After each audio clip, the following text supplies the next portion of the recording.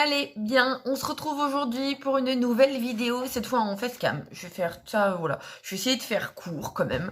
Je vous l'avais promis, cette vidéo, on va parler, pour cette vidéo, on va parler tout simplement du syndrome prémenstruel. En tout cas, du mien. Pour les personnes qui ne connaissent pas, qu'est-ce que le syndrome prémenstruel, donc le SPM?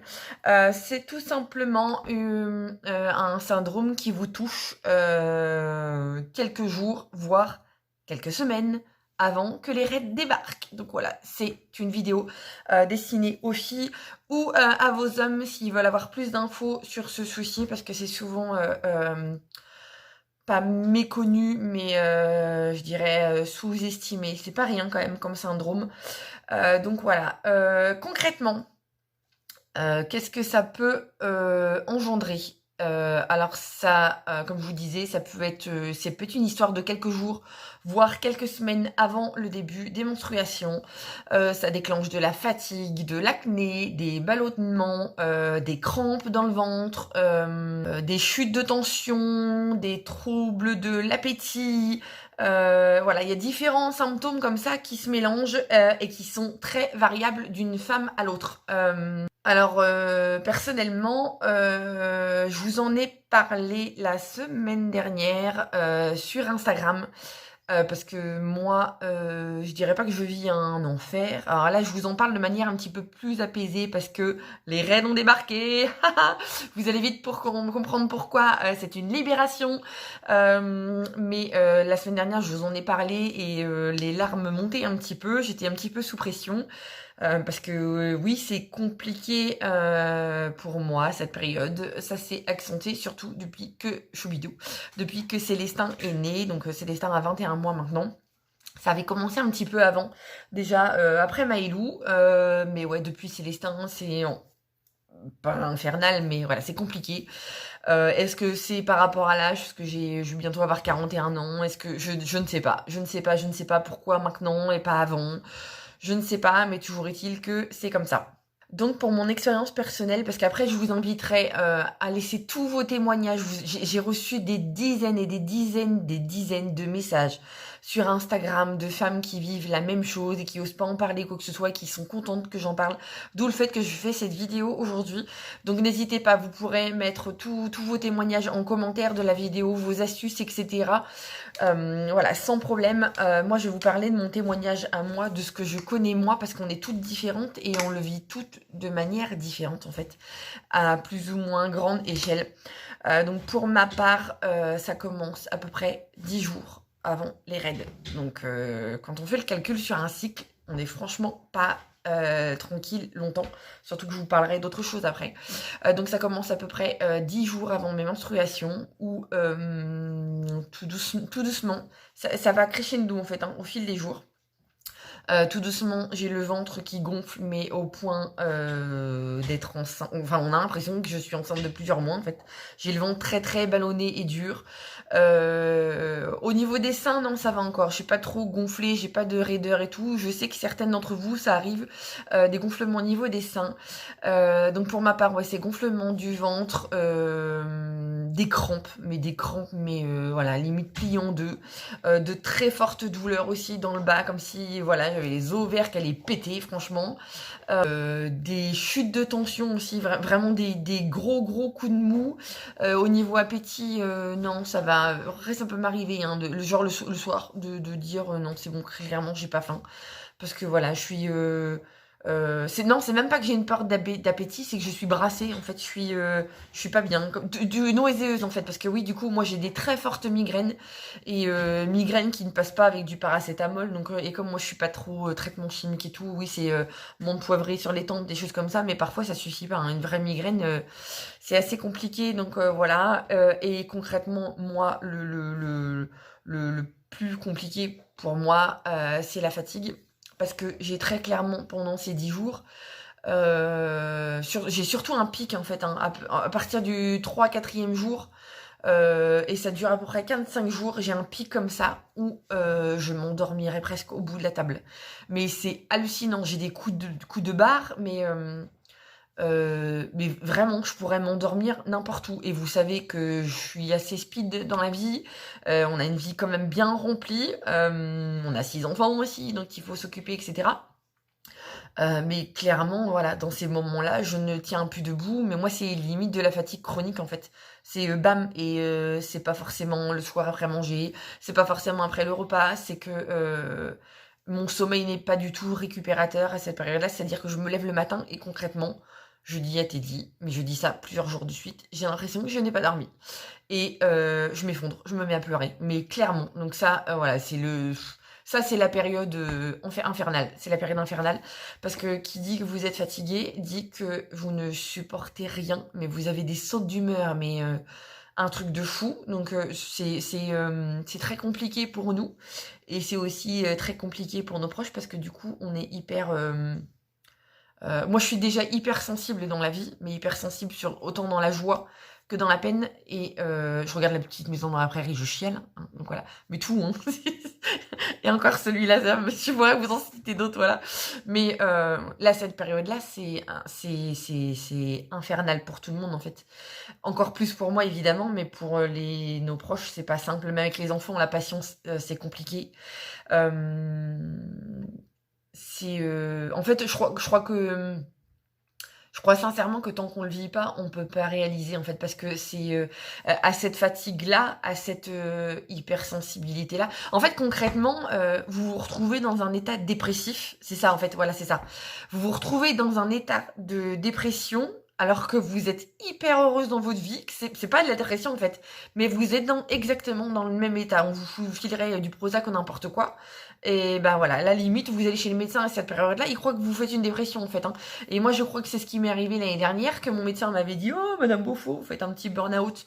Eh ben non, en plus, il est pas très doué, mon médecin. Je pense sincèrement que c'était mon SPM en fait. Hein. Parce que voilà, vous avez des très grosses fluctuations et une dépression, on est d'accord qu'on s'en remet pas comme ça du jour au lendemain.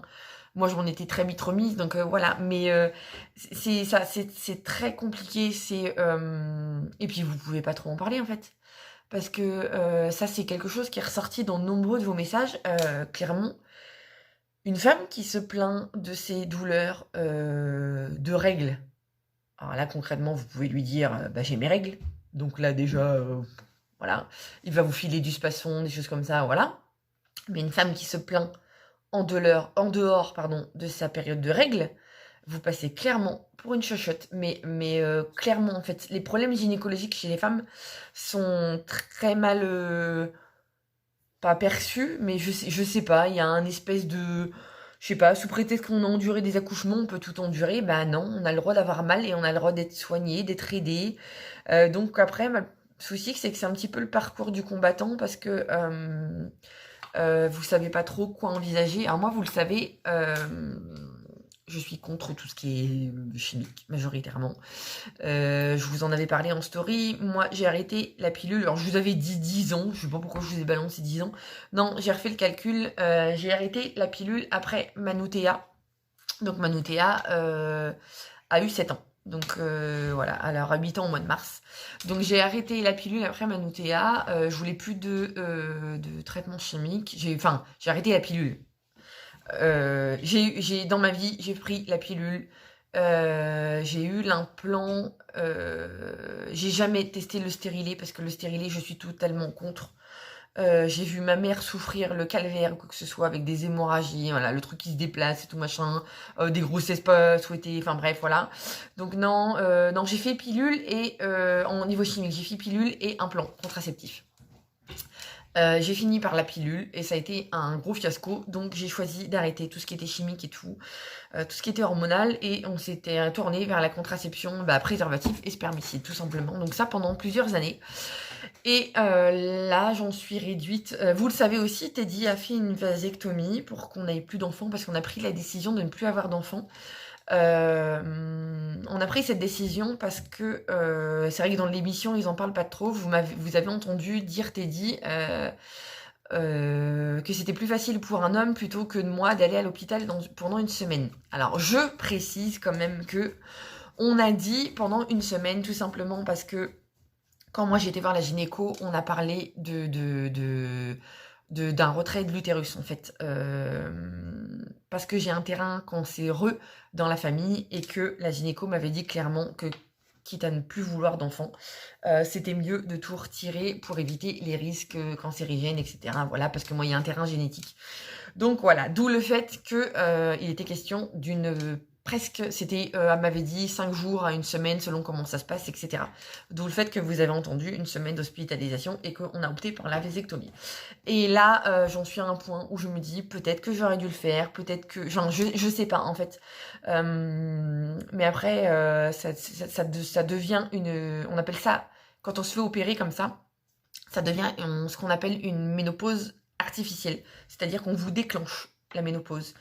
Et je me suis surprise la semaine dernière en disant que peut-être que ça serait mieux pour moi et tout. Et au final, après, je me dis, mais attends, c'est pareil, la ménopause d'une femme à l'autre, ça peut être très très très compliqué.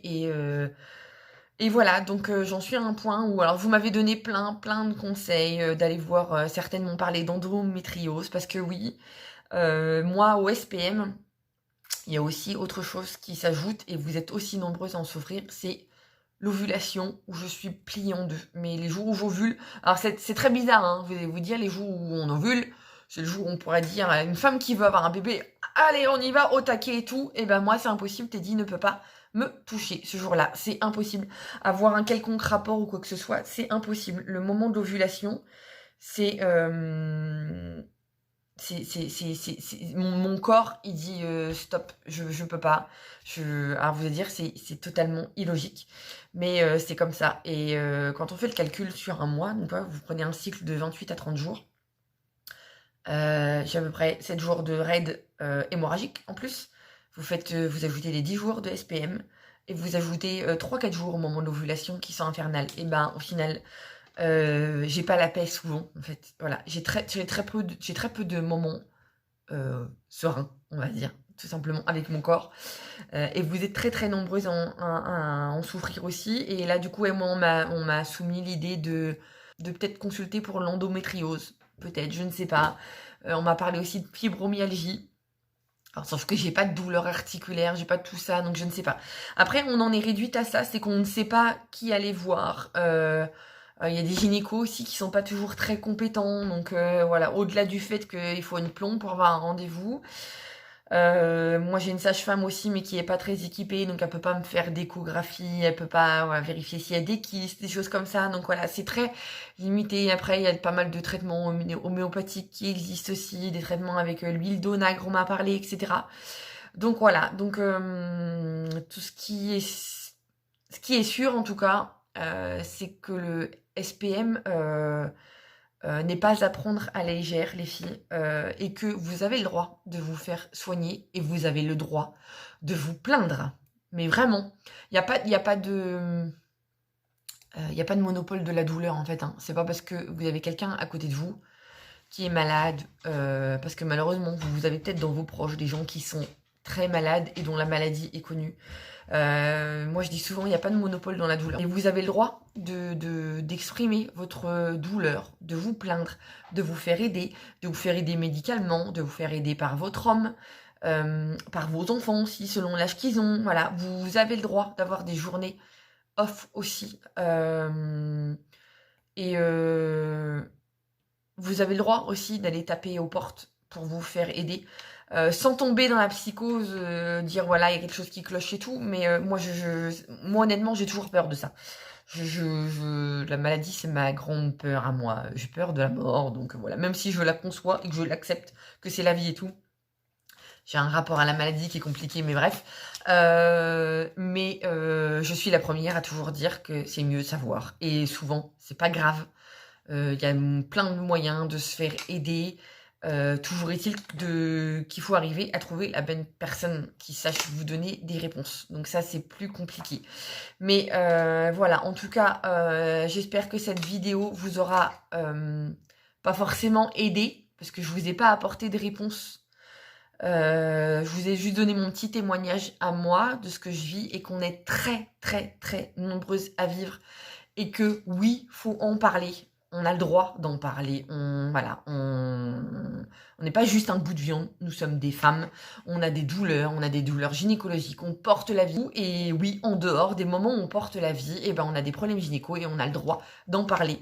Donc n'hésitez pas, les filles, parlez-en, faites-vous aider. N'hésitez pas à laisser encore une fois tous vos témoignages en commentaire, je les validerai sans aucun souci.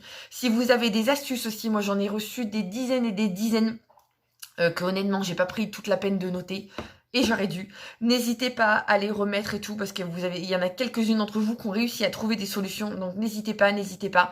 Ça sera vraiment adorable de partager ça tout entre nous. Donc voilà, donc je vous embrasse fort, je vous fais des gros bisous et encore haut les cœurs les filles, on y arrivera, je suis de tout cœur avec vous. Bisous et à bientôt.